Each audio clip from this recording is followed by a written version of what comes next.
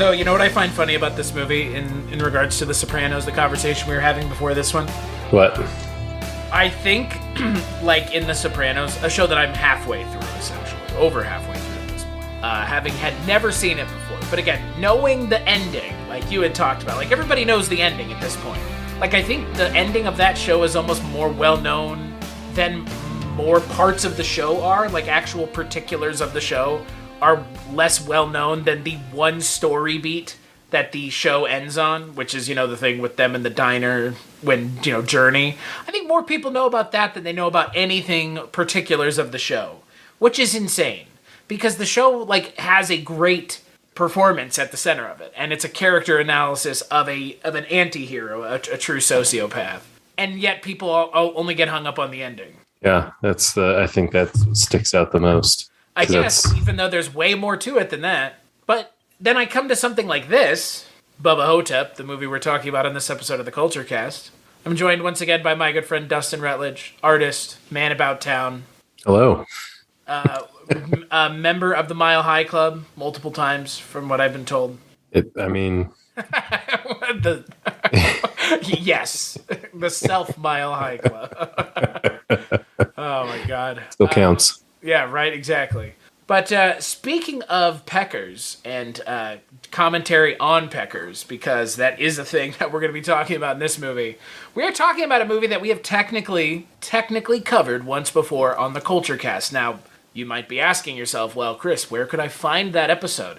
You can't, because we did an episode last year at the beginning of the pandemic on Freaked when it had its either 20th or 25th anniversary. And on that episode, we had done, back in the day, we did 2 movies an episode. So we had done, back in the day, Freaked and Bubba Ho-Tep. So what did I do last year? Father Malone and I, good friend of mine, podcaster in his own right, host of Dark Destinations, he and I did a new commentary on Freaked, and I put everything back together and re-released that episode, which meant, I guess, that the Bubba Ho-Tep episode disappeared.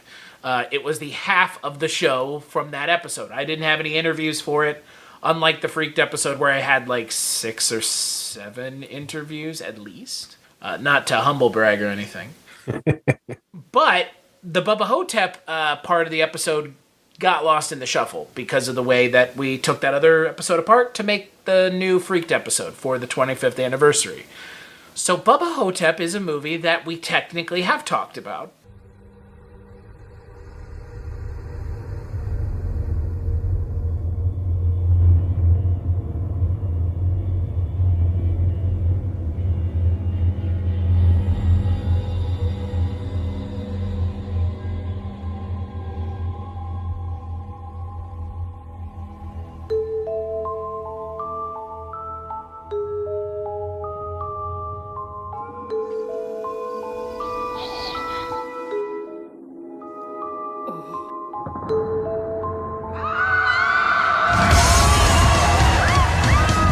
How could I have gone from the king of rock and roll to this? Old guy in a rest home. You were an Elvis impersonator. You fell off a stage and broke your hip? When was it? 20 years ago. That's where they took a piece of my brain. I got a little bag of sand up there now. Jack, President Kennedy was a white man. They dyed me this color. What we have here at Shady Rest is an Egyptian soul sucker of some sort. Some kind of Bubba Ho-Tep. You know, a mummy hiding out, feeding on the sleeping.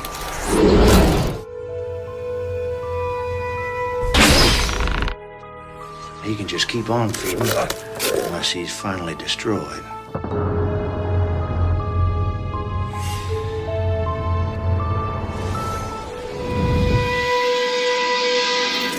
All right, man, let's go.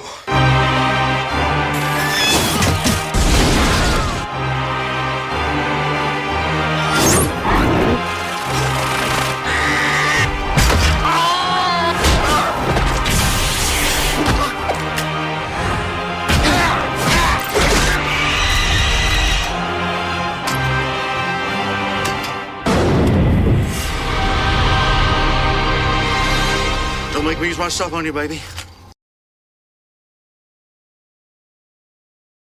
But the commentary is now gone, but I can give you an amended version of what I thought, because I did listen to the episode on my end to kind of get a better sense of where my head was almost 7 years ago now.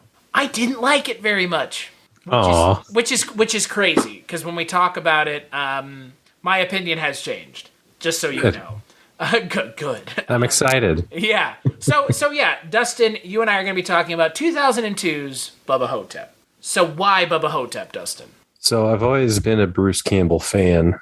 It's very true. Yeah, and I mean, and Bubba Ho-Tep is one that like I wasn't aware about until probably the mid 2000s. Someone asked me, "Have you ever seen Bubba Ho-Tep?"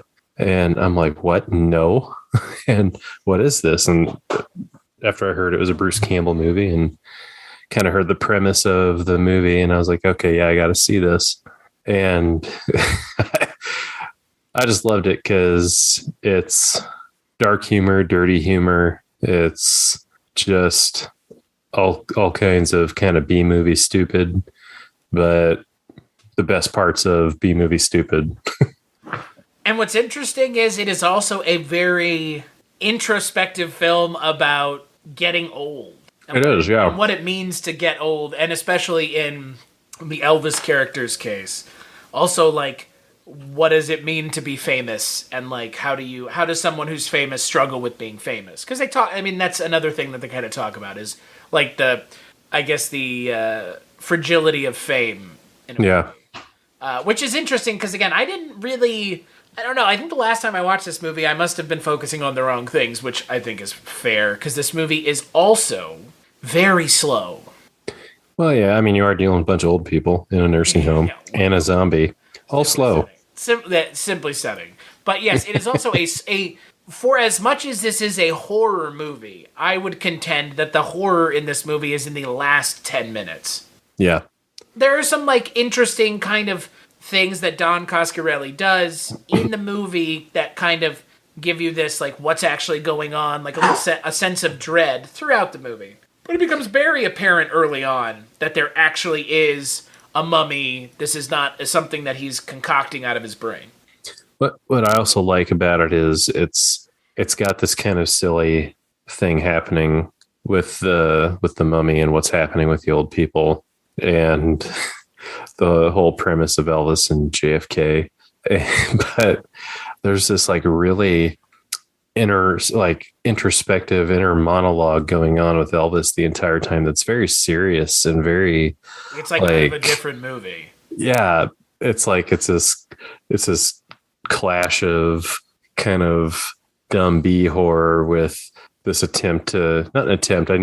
They knew what they were doing, but this like serious layer of it to kind of pull you back out of the silliness of it. And then it brings you back in when he talks about his growth on his pecker, you know? Oh, yeah.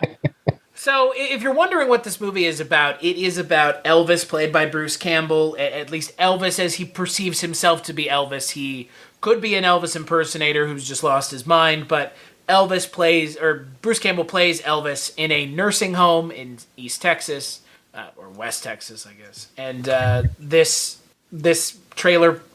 nursing home, kind of like convalescence home, is also home to a man who believes himself to be JFK, though he is African American and in a wheelchair. And if that's not the craziest part of this story, which in most cases it would be, their convalescence home is being visited by a mummy wearing like a cowboy hat and like a button-down cowboy shirt that sucks on their assholes to suck their souls out of their bodies. Which is a beat that I had forgotten from the last time I watched this movie. So, like, if you've never seen this movie, let's just get this out of the way. We're going to talk spoilers, but this is a movie that's definitely worth checking out just on the premise alone. I would say, wouldn't you? Oh, yeah. I don't offer up, like, spoilers very frequently in a movie, you know, on a movie podcast like this one, especially with a movie that's, you know, almost 20 years old now, which is horrifying in and of itself. But this is a movie that you should go check out, like watch it regardless of whether or not you've heard anything good or bad about it, because it's a unique movie. There's not anything else like it. So just that you're going to want to be able to say, yeah, I've seen that movie. Yeah, it's an interesting movie with a pretty interesting Elvis performance at the center of it. One could even say one of the best Elvis performances that I've seen. Oh yeah.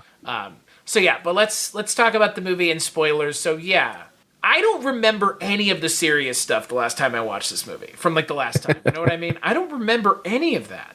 Yeah, it even kind of just starts off that way of this kind of decrepit nursing home, old, frail Elvis. 13 minutes before Bruce Campbell actually speaks in the film. There's that interior monologue. 13 minutes until a line is uttered in the film. That's insane. Wow. And Bruce Campbell makes a very good Elvis. He does a good job. I mean, look, we all know about Bruce Campbell and the chin. And, that's the whole, I forget what that book is called, like I Am the Chin or something like that. Yeah. He kind of looks like Elvis already. Oh, yeah. Yeah, so it works. He's doing, I wouldn't say he's doing an imitation. We talked on this show before about evocation. I think he's evoking Elvis, not imitating Elvis. He's not trying. He's just slipping, putting on the slippers. Yeah, you see the mannerisms a little bit, but he's not doing the, hey, baby, come here, let me tell you something. Like it is there, but it's very toned down.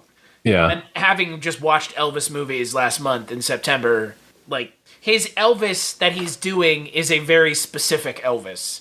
And it is not the happy-go-lucky Elvis. It is the way I would describe this to someone is, it is Elvis as people in their minds believe him to be when he was at that, when he died. Yeah, yeah. Very disillusioned, and I think, whether or not that was actually the truth is a different story.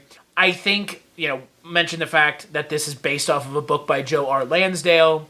Joe R. Lansdale wrote In Cold in July, which is an amazing book, an amazing movie if you've never seen it. It's kind of like this movie in a lot of ways in regards to the style that's brought to it. It's very stylized. But I think a lot of that interior monologue stuff is really helped by being based off of a piece of literature.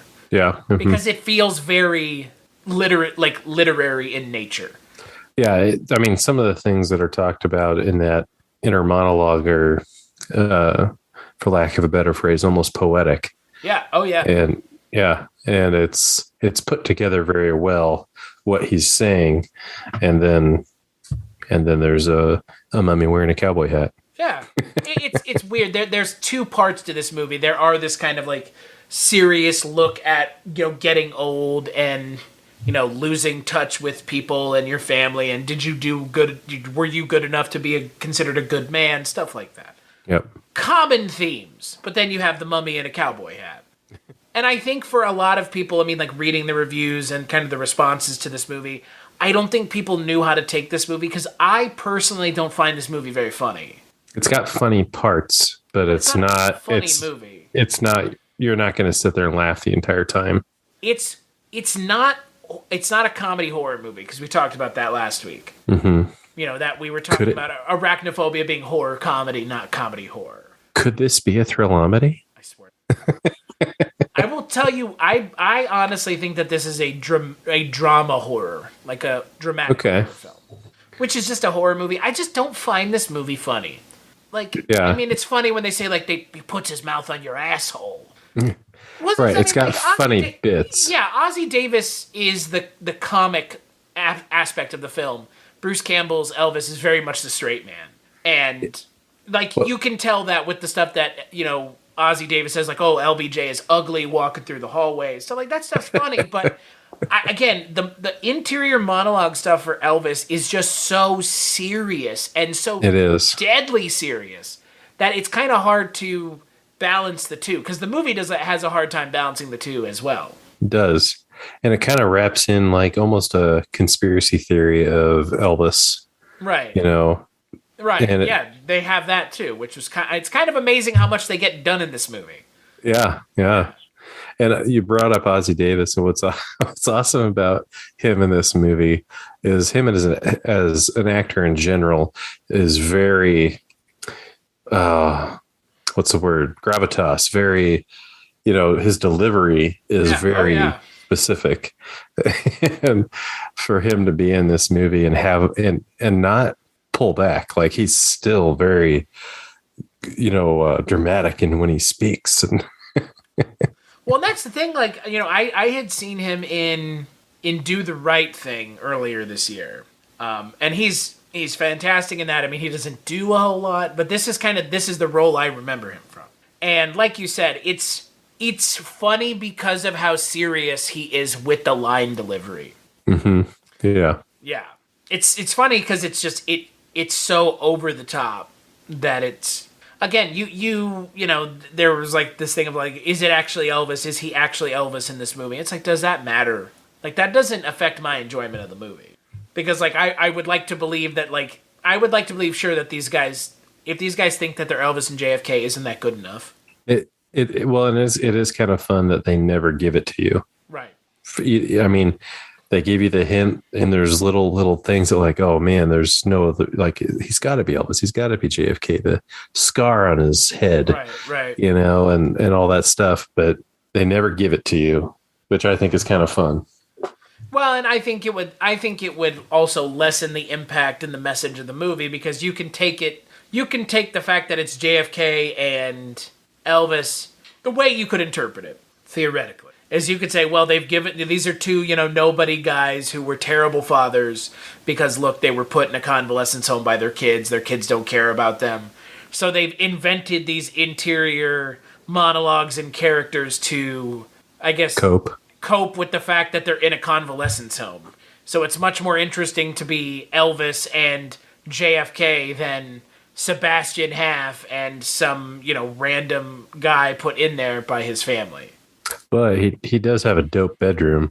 Oh my God. Ozzie Davis's bedroom, you and I both know what it's going for. It's supposed to be like the Oval Office. Like, same. It's so weird because you see where Elvis is being kept, and then you see where he is, and it's like, what? Is this not even the same place? Somebody's got JFK money. Oh, maybe that's what it is. Well, I like what's the line he says where they took out part of his brain and replaced it with a bag of sand. Yeah. And he still catches brainwaves every now and then because his brain's still hooked up to the battery at the White House. What's the other thing he said? Elvis is like, with all sincerity, Mr. President, JFK was I think it's something to the effect of like, of course they turned me black. That'd be the best thing to do. Like, I mean, I mean, he's technically not wrong, but I do love that. Like, again, whether or not they're actually Elvis and JFK is unimportant, because the fact that they believe that they are, and not only do they believe that they are, they have convinced one another that they are as well. And that, buying into that. I mean, I think that is ultimately like the big theme for me in this is like, I don't know, it's just it feels a little bit like having faith. And, you know, have a little bit of faith, because again, ultimately we all grow old and die, and we would all like to have meant something to someone and have have done good in the world. And I think that that's ultimately the message of the movie, is do good in the world, right? You know, they, you know, even when they're in the up until the end. Yeah, up until the end. What a cool design on that mummy, though, right? It's awesome. All the serious stuff aside, because we've talked about the serious stuff a lot. What a cool design. What a unique, memorable design on the mummy. Oh, yeah. Yeah. Well, and they never really talk about how the mummy winds up in a cowboy outfit, but the fact that it's in Texas is really the only thing. I like to believe that it took the clothes off the dead guys that were driving the bus. Oh, hey. I mean, it's the only thing that it makes sense. Can you imagine this mummy crawling out of the sarcophagus and just seeing like a dead body and just covering itself? I mean, look at the clothes. They're like tattered and everything. Yep. It's a really cool design. Like, the design has stuck with me for 20 years. Like, if you say the mummy from Bubba Ho-Tep, I can see that like perfectly in my mind. Well, and I read that they spent like $500,000 on the movie. Sounds about right. And filmed it in 30 days. And I think a lot of the money was spent making that mummy look good and blowing up that trailer. Yeah, so to that point, when I was saying that this wasn't much of a horror movie, it's because they didn't put a lot of time and effort into the horror. Yeah. Like, I think you would agree, this movie is more than just that one movie with Elvis and the Mummy. It's more than that, because again, I think it has a message. I think it has an interesting kind of some themes that it addresses, but it's going to get most people through the door on it's Elvis fighting a mummy. Totally. Yeah. And I think that I think it doesn't give those people who came to this movie enough. And I think you would probably agree. Yeah, I see. Yep. There's like the scene with the woman in bed. There's the scene with Elvis and the scarab. There's the scene in the hallway. And then there's the final scene. That's it. Yeah. It's five scares. That's But how about them scarabs? Oh my god! Look, I'm not going to knock that because that is a very cool stylistic choice. Oh, it totally is. Yeah, that's a cool little puppet. I mean, that's a cool little practical effect. The little head that pops out. Yeah, when its head pops out. Yeah, and the mummy looks great. Bob Ivy as Bubba Ho-Tep brings an interesting kind of swagger to the role. Yeah, he does have swagger. Yeah, what's interesting about that character is, like you said, there isn't a lot of backstory, and it's not needed. You get as much backstory as you're ever going to get in the scene where he confronts them in the hallway, and Elvis looks into his eyes. It's almost like, as a viewer, you're just plopped in at this moment in time, and you're along for the ride. You're getting as much exposition as the characters are. I mean, the only reason you know a lot of the stuff that you do know is because JFK's family takes him to a library and he like looks up some of the information, but a lot of it you get through like quick cut montages between two characters, or as like, I looked up this information and here's what I found. Yeah, which is kind of lazy, but at the same time, they don't go to the well so many times that it becomes that it slows down the pace of the movie. Yeah. Sometimes that's exposition dumps just make this like, all right, here we're gonna exposition dump for a couple minutes to get everybody on the same page. Like, they don't need to do it in this movie, and I'm okay with that. And if you think about it, it's an hour and a half movie that only covers like 3 days. Yeah, pretty much. Yeah, so there's a lot of in between stuff happening that you're a part of. They don't skip it. Yeah, no, it's very much like a slice of life movie. There's like a very small time span. Yeah, no, it's interesting. Have you seen any of Don Coscarelli's other films, like Phantasm? I haven't. No. So Phantasm is okay. It's kind of his series. It's his horror series. So it was Phantasm 1, 2, 3, and 4, and then 5 came out in 2016. It's the thing with the tall man with the ball that has the corkscrew on the end of it, little silver ball. I can picture it. Yeah, and I haven't seen any of it. It's a ball with wings. Yeah. Yep. And then he also directed a movie that I'm kind of a huge fan of, John Dies at the End. Oh, yeah, I love that movie. Okay, so Don Coscarelli did John Dies at the End, which I see the DNA here. I do too, yeah. Because that movie, if you've never seen that movie, I did an episode on the projection booth a long time ago on that movie where Mike had me on and we talked about that movie. That movie's wild. It's similar to this movie in that things just happen. Yeah. And Don Coscarelli, with this movie, again, it's being adapted from a Joe R. Lansdale story. John Dies at the End. What's the name of the author? David Wong. In that, things just happen too, and you're not given a lot of explanation. And I like that Don Coscarelli is approaching these like source materials that are, in a lot of ways, really hard to decipher and get to the core of. And he, with John Dies at the End, that movie's fantastic. And this, I really like this movie coming back and rewatch. But I like it for the reasons that I didn't expect to like it. I could care less about the horror in this movie. I really could. One of the moments that stick out to me in this movie, and it's pretty savage for an old lady, the lady lying in the iron lung, and then the other lady walks up to her and steals her glasses. Yeah, there are just these like kind of odd scenes, and it just happens, and then they move on. Yeah, there's just like there's odd choices. Like there's a character in this movie that is, I guess, he's like just like saying things, and the things that he's saying happen to match up with like where the mummy was. It's a character who's, I guess he thinks he's the Lone Ranger, I guess. Oh yeah. Yeah, but again, there's no context given to that, no explanation given to that, but it kind of works in the thematic foreshadowing of the mummy showing up. Mm-hmm. Like he's been seeing him the whole time or something. Yeah, I guess so. I mean, again, not given any explanation, but I'm okay with that. I like this movie, and I like this movie now more than last time I watched it, because watching it now, the horror part of it is the least interesting part. Like the musings on getting old and, growing old and what does that mean, I think are much more interesting than the mummy walking around putting his mouth on people's buttholes. I mean, that is how you get people in the door. That's how that's how you get them in the door. Yep. You could say that 1,000 times and I'm going to giggle every time. I mean, it's funny as hell. When you hear JFK say, and the mummy is putting his mouth on people's assholes, that's fucking hilarious. Yeah. And I like the justification why this mummy would be at an old folks' home. Yeah. Just a little quick bites to eat. Yeah, they don't put up a whole lot of fight. They just goes and sucks on their asshole a couple times and then they're dead. And it just looks like they're dead old people in a nursing home. Yeah. Oh, and the coroners. What was that all about? That they're kind of out of nowhere, and Daniel Roebuck, one of those great that guy actors. Yeah. Well, and the vibe is even different when it's their scene. Like the rest of the movie is really dark, right? Like everything, even the lighting's dark. And then it cuts to them. It's bright. It's outside. They're carrying a dead body. And something happens every time, whether it's something said, something dropped, there's something every time.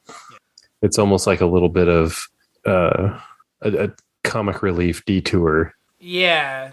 I don't know. Again, it's strange. Like, this is one of those movies that I understand why critics and fans of the genre of horror would have a hard time taking this one in. Because, again, it is kind of all over the genre. It's not just one thing, and in it not just being one thing, that can make it a little hard for people to get on board with. Again, look, it has Elvis fighting a zombie. Elvis is played by one of the horror actors, Bruce Campbell. So that gets a lot of people excited, myself included. I mean, that's, like yourself, the reason I watched this movie the first time I watched it was because it had Bruce Campbell in it, and Evil Dead 2 is in that kind of early canon for me of horror movies that I watched, because I watched kind of horror comedies to get myself into horror, because I just wasn't into horror initially. So, and Evil Dead 2 especially is definitely up there. Same with Army of Darkness. I mean, it's up there as that's the horror movie that will help get you into horror movies because it's not really that scary. Right. Another interesting thing about the movie, even though Elvis is pretty much in it the entire time, right? There's not much of a scene that doesn't have Bruce Campbell's Elvis in it. There's never any Elvis music played. Yeah, well, I would think so. Ever. I would think not. Probably just, I would assume. It probably cost some money, but. Well, let me put it this way. If Elvis's music is anything like the Beatles' music, good luck. Let me just put it that way. I like that it's Elvis and JFK. I do too. I like that. I think that makes us, again, if it were just two old people in a, convalescence home, it would be different. But I like it. It gives it a little bit of a different feel. It gives it, a little bit, like you said, B-movie feel. Mm-hmm. Well, and it's two people that there are conspiracy theories out there about those two people. Right. So and it's kind of a fun with American history and culture. Yep. They're alive at the same time. And I don't think there's anybody in American history or any American who grows up in this country that won't not know who JFK and Elvis are. Yeah, fact. Yep. Yeah. They're Americans that people around the world would know. And look, it makes sense. This movie is a cult classic for a reason. Not just because it's a Don Coscarelli movie, not just because it's a Bruce Campbell movie, but how many times have you seen Elvis and JFK in a horror movie together? Oh, wait. Exactly. Oh, wait, never. So one time, and it's this movie. Yeah. Which I did read that whether it ever comes to fruition, there was a prequel in the works.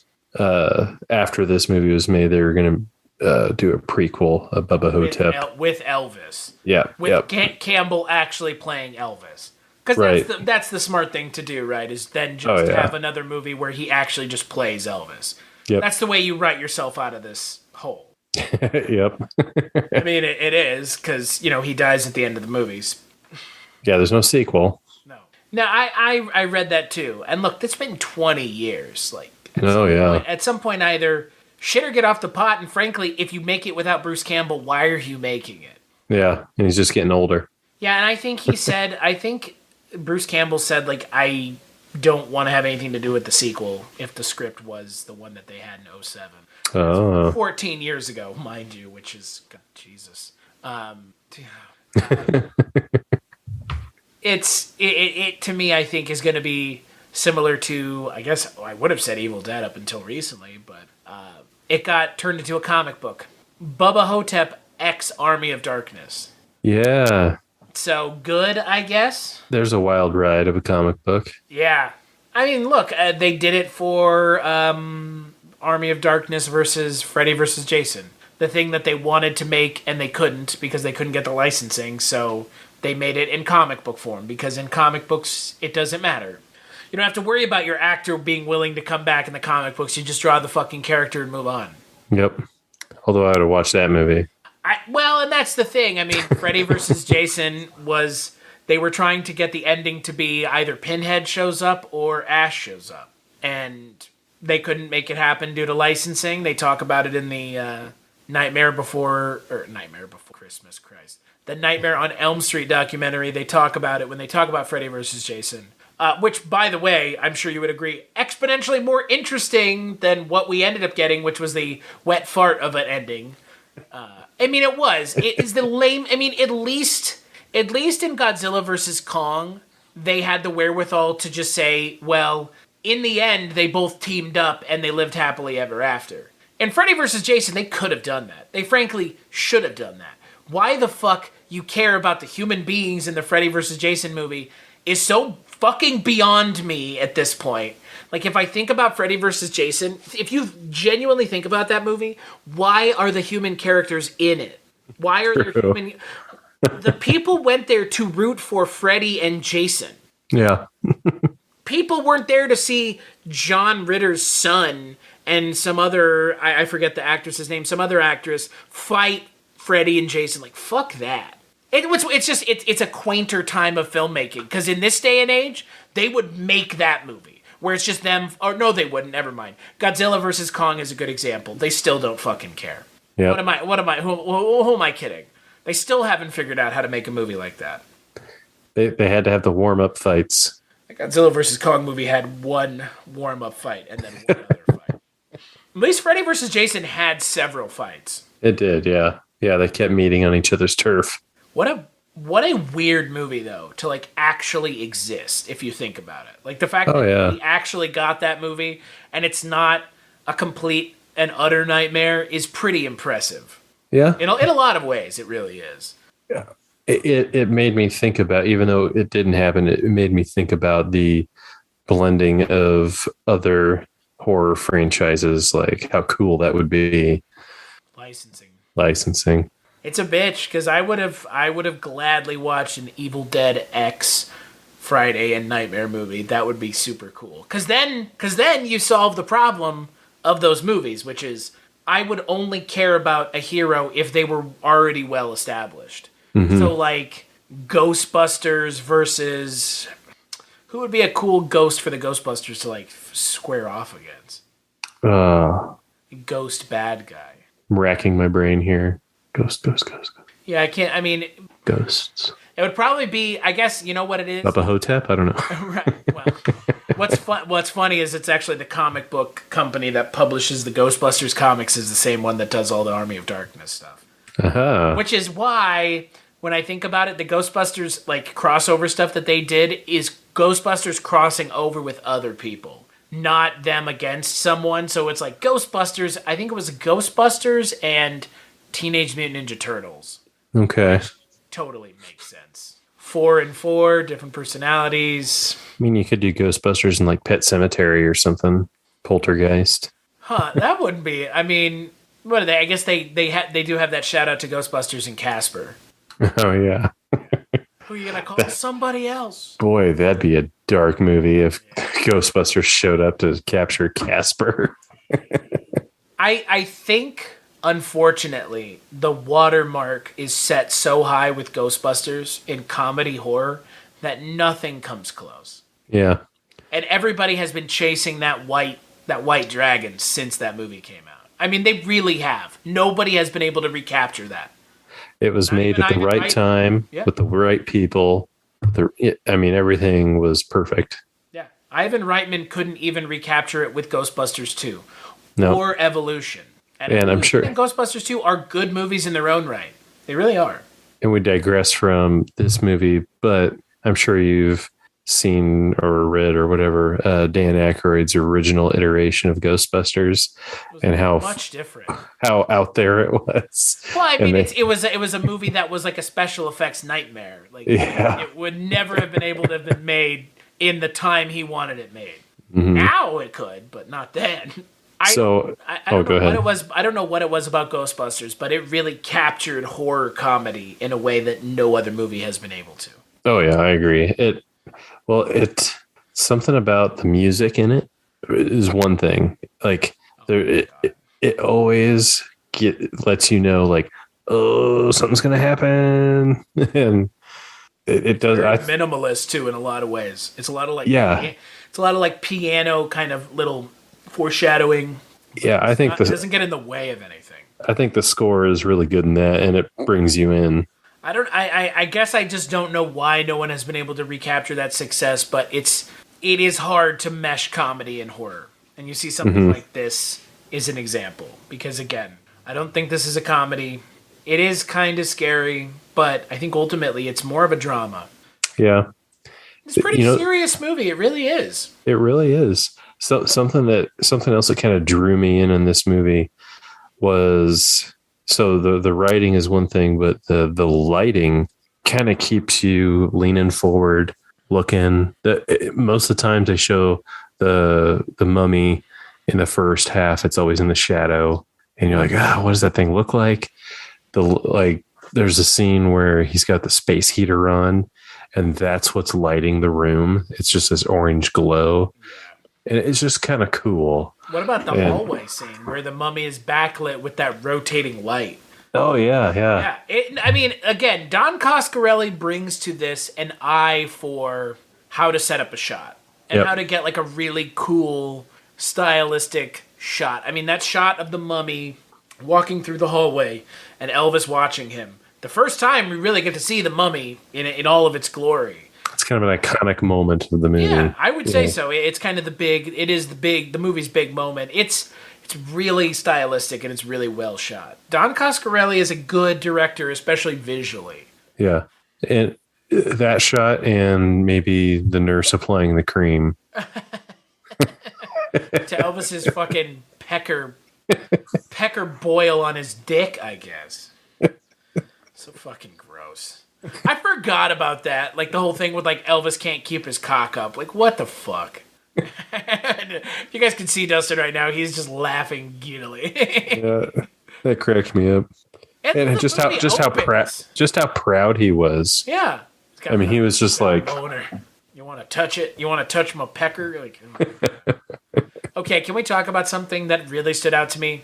Boy, the old man makeup in this movie on Bruce Campbell is really bad. It's not good. You can tell. No. Come on. You're being fucking generous now. You can tell it's just caked on there. It's not good as generous. It is atrocious. And especially when there are a lot of close shots on Elvis's face. Yeah, there is. Again, they have a movie that has, like we talked about, an internal monologue of the character. And so in having an internal monologue, you will have long stretches of time with the character, just the camera focused on the character's face, like thinking in thought, and you're hearing their thoughts. And god damn it, Bruce Campbell looks so bad. They pancaked that shit on his face. It's awful. When him and Ozzy are next to each other in a scene, like there's real old and then there's the makeup old. You can tell. Yeah, because Ozzy Davis, I mean, this is right near the end of his career. Yeah. Bruce Campbell's 63 now. He was 41 or 2 then. Like, Jesus H. Christ. Yeah, Ozzy Davis, when he passed away, was 87. So Ozzy Davis was, like you said, actual old. He's twice as old as Bruce Campbell. That's something. Makeup is hard, but come on. Well, and especially when the rest of the cast is actually old. Yes. And so he kind of sticks out like a sore thumb. And what's funny is if you look at the poster of the movie, it is not Old Man Elvis. No, it's not. It's never old. You never see Old Man Elvis in any of the poster promotional artwork for the movie because they know how bad it looks. Mm-hmm. Because it looks so bad. Man, it's so bad. The budget, I mean, this is 2002. This isn't 1942. Come on. You know, the makeup's hard, but it's still, there's better options than this. There's one scene that left me thinking, how did they do that? And it's Elvis going down that hill towards the river, and they made it look so difficult for him to traverse down the hill. Well, but it comes back at the end of the movie because then they go flying off of it at the end of the movie. They have to reinforce to you how dangerous that hill is for an old man. But the way he scooted down, like, I don't know if Bruce Campbell really was like kind of scooting and sliding down the hill like that, or if it was filmed that way. I just thought it was like, man, they really made that look like he was about to die going down that hill. Well, I don't think you're supposed to use walkers on inclines. No, yeah, they're not made for that. How do you feel about the climax of the movie? You have Elvis and the JFK and Elvis are fighting the mummy in a field in like a little clearing. It's very much okay. This happens. Now that's going to happen. Now this happens, and maybe it's because it's a fight scene with two old guys, one with a walker, one in a wheelchair. But it's not a fast-paced climax scene. It's kind of humorous how it unfolds. Like, you stay here. I'm gonna flush him out. on his little scooter.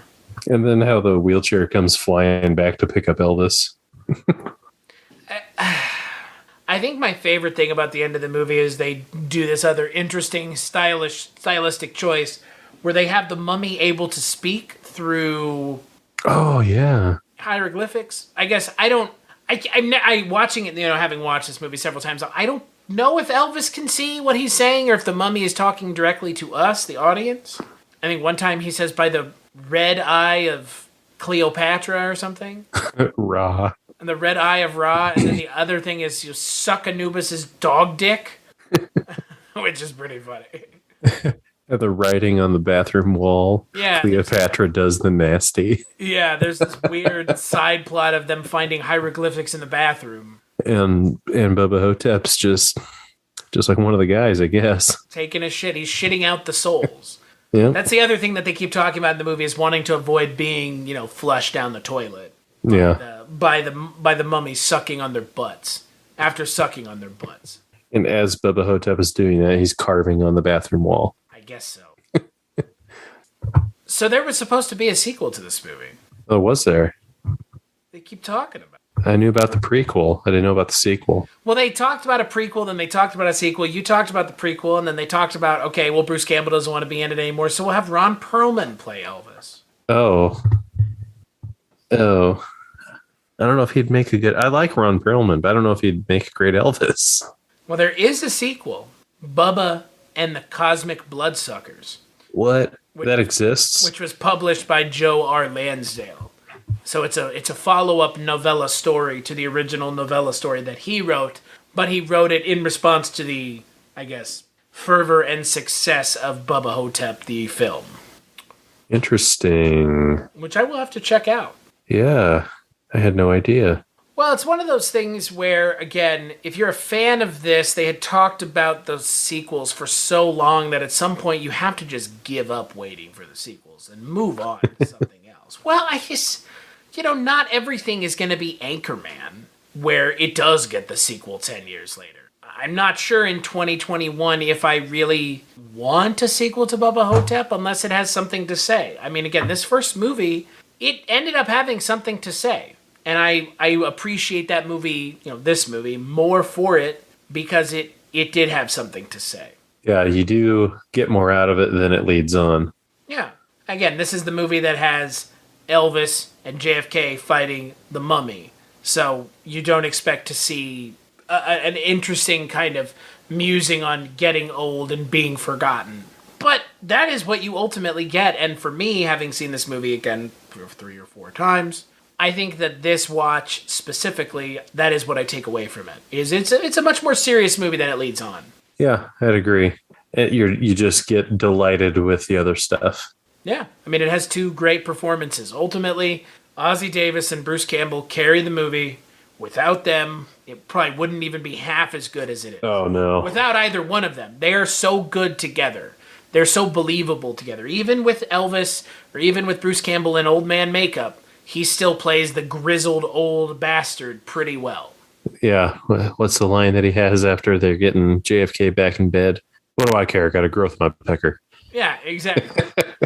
He's a crusty old bastard. Yep. And I like that we get to see this little bit of, Elvis backstory. We don't need it. He's an unreliable narrator. It's used more to convey, more musings about fame and what it means to, be famous, at least as famous as Elvis was. So it's not really about, is he actually Elvis or not? It's to talk about, the price of fame, I guess. Mm-hmm. I don't remember really walking away when I watched it last time thinking about any of the stuff that the movie makes you think about, but this time it's much different. I think about, we talked about that Bruce Campbell's not trying to impersonate Elvis, but he's just trying to, evoke Elvis. And there's moments where they sneak in some iconic Elvis-y things. Like they said that they're okay, that we're going to take a look at the bug situation. He's like, thank you very much. And they're like, taking care of business. Yeah. How big was the bug? Oh, about the size of a peanut butter banana sandwich. And they had the thing with Elvis liking snack food too. Yep. I thought that was clever. It's somewhat expected, but I think it's still clever how they worked it in. It's not over the top. Yeah. I think I do like you want a ding dong? Not my ding dong. You want a chocolate ding dong? Well, mine would be chocolate because they dyed me. There are some funny moments. Ossie Davis delivering that line. Yeah. Yeah, there are some funny moments, but sustained comedy through the film, not quite. It's a pretty depressing movie. It really is. Yeah. It's about 2 people growing old in an old folks' home and worrying about being forgotten while fighting an ass-sucking mummy. Because at the beginning of this episode, you mentioned how the first 13 minutes, Bruce Campbell doesn't you don't see him saying a line.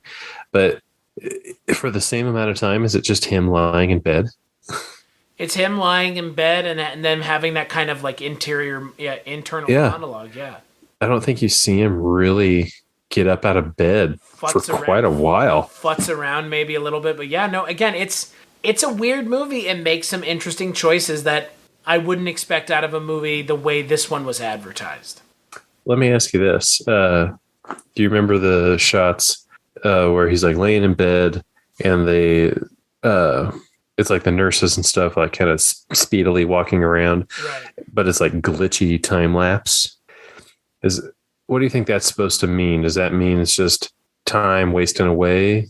He's laying in bed and nothing matters. I kind of took it. Yeah, I took it. Is he on drugs? Is he on prescriptions? I took it as he was sitting there in bed watching. The way I interpret it is he's sitting in bed. He's this character who, again, he believes that the world has forgotten about him. He says as much multiple times in the movie, if only I could talk to Priscilla again. If only I could talk to Lisa Marie, those people, Elvis's actual wife and daughter. And then you juxtapose that against these scenes of him sitting there and, it's daytime and then it's nighttime immediately is what it feels like. And I think it is supposed to show, if you're sitting in one of these convalescence homes, it's hard not to feel that way. That the world is just happening, that instead of you're happening in the world is happening around you. I mean, you hear it in the character of the daughter of the man that was sharing the bed next to him. She's like, it's been 3 years. I was here when I dropped him off, and I was here now when he's dead. And Elvis, he's chastising her for not showing up. And she's like, I was busy. And, he doesn't say it, but he's thinking, you were busy for 3 years. Yeah. Yeah. And it's, the world passes you by. We were talking about it before we started recording. I've known you for 2 years. Doesn't fucking feel like it. I know. I know. It doesn't feel like it. It really doesn't feel like it. I have known you for 2 years, and you and I have hung out 2 times. In person. Yeah, in person. Thanks, COVID. It would have been more.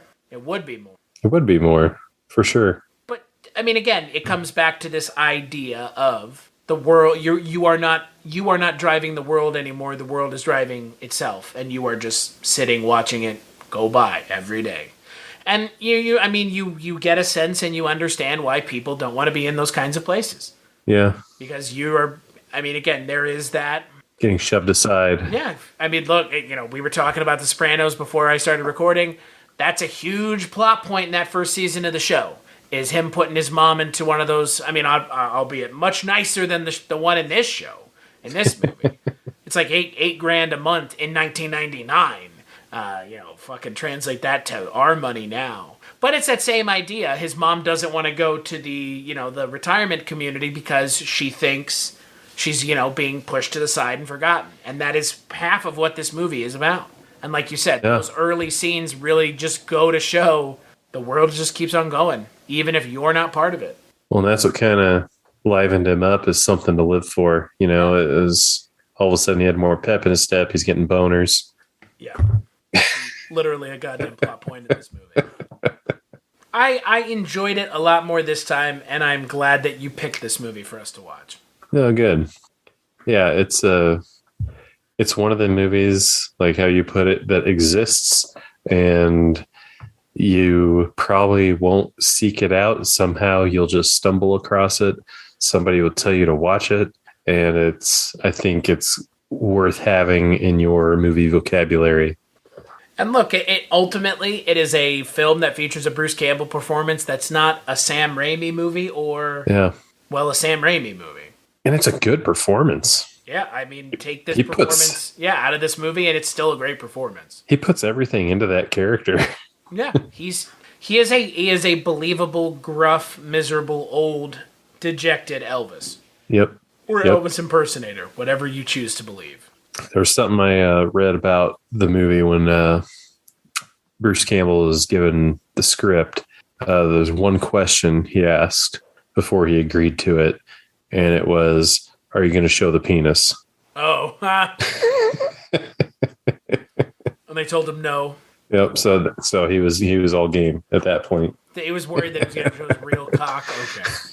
Okay. Prosthetic pecker. That's what he was worried about. Yep. I, Bruce Campbell, man who has been in films featuring me cutting my own hand off and my girlfriend's head off, refuse to be in a film with a prosthetic pecker with pus on it.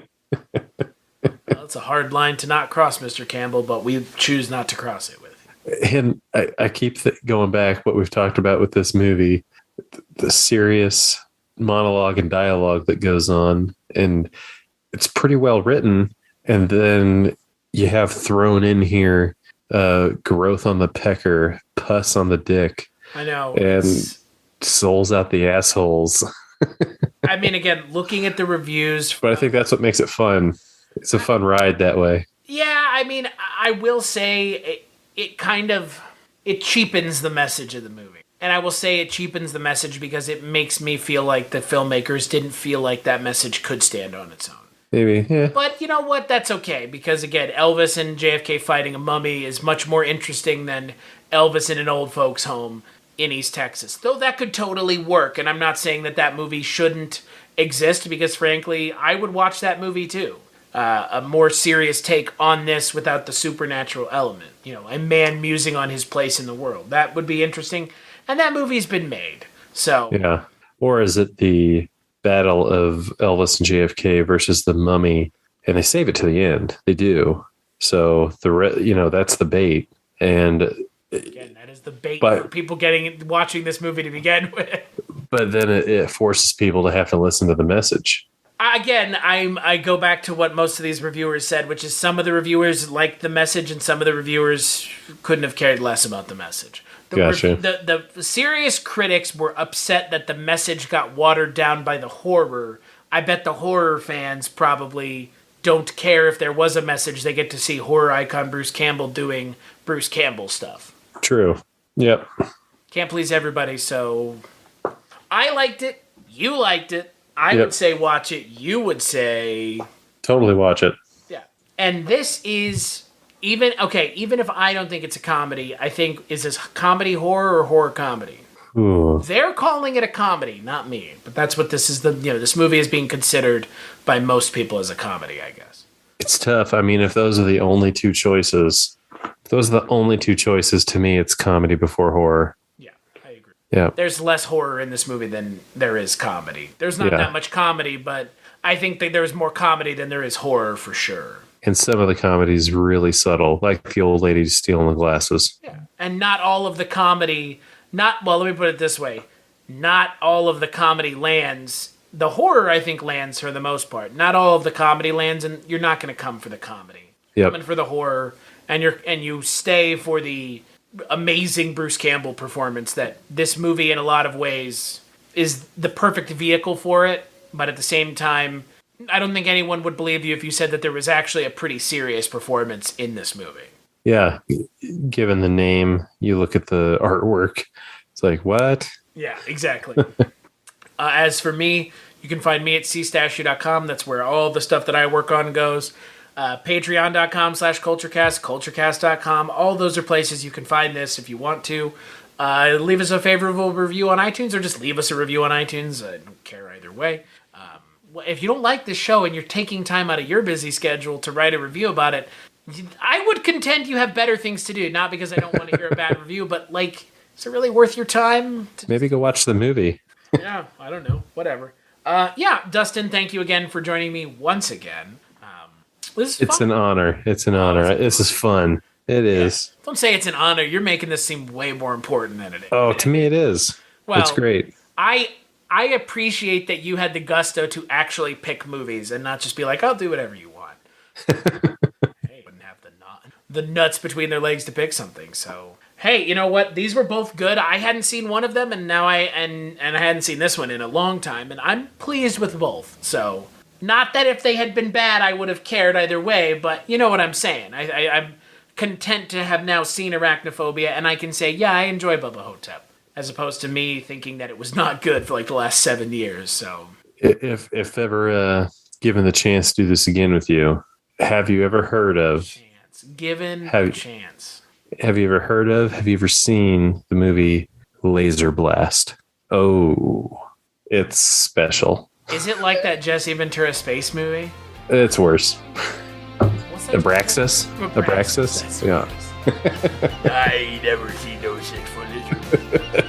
But I was in Abraxas. You're talking to somebody that's seen a lot of bad movies. I mean, I've seen a lot of bad movies too. I'm right there with you. Suburban Commando. Come on. Love it. That was as long ago as the episode we did for Bubba Ho-Tep. So no, we'll do another episode. We'll do another episode.